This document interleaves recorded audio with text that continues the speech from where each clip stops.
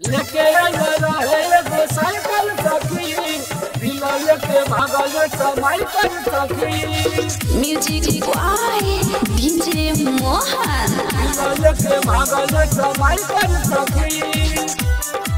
एयर recording studio दिलगढ़। दिला लेके भागल समय कर सखी।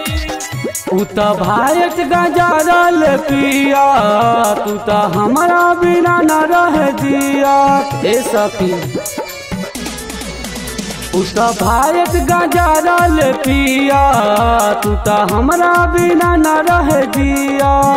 ओके कैसे समझाई बात कैसे बताई, ओके कैसे समझाई बात कैसे बताई। तू तो नशा में नशाइल सही, लेके आइल रहे एगो साइकिल सखी, दिल लेके भागल समय कर सखी। लेके आइल रहे एगो साइकिल सखी, दिल लेके भागल समय कर सखी।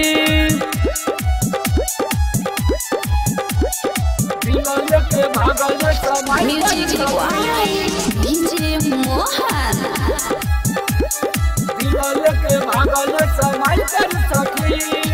घूमे गईल रहनी बगल के मठ हो, गाजा पी के उतर हेले मस्त हो।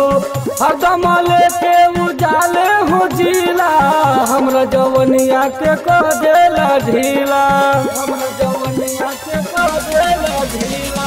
घूमे गईल रहनी बगल के मठ हो, गाजा पी के उतर हेले मस्त हो।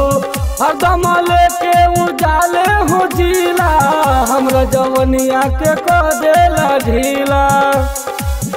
हरदम खेलेला उतास हमर जीवन कैलक नाच, हरदम खेलेला उतास हमर जीवन कैलक नाच। उ तो मोबाइल के हैंगर सखी, लेके आइल रहे एगो साइकिल सखी, दिल लेके भागल समय कर सखी।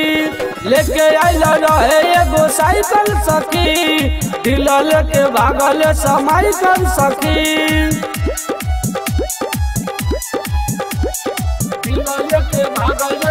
Music boy DJ Mohan,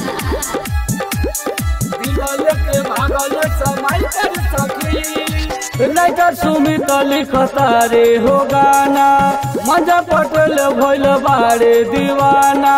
Rahul छोड़ देला बारे हो खाना, ए सखी भट्टी में रोज ही जाला, ए सखी भट्टी में रोज ही जाला।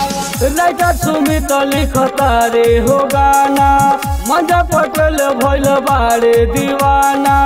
राहुल छोड़ देला बारे हो खाना, ए सखी भट्टी में रोज ही जाला।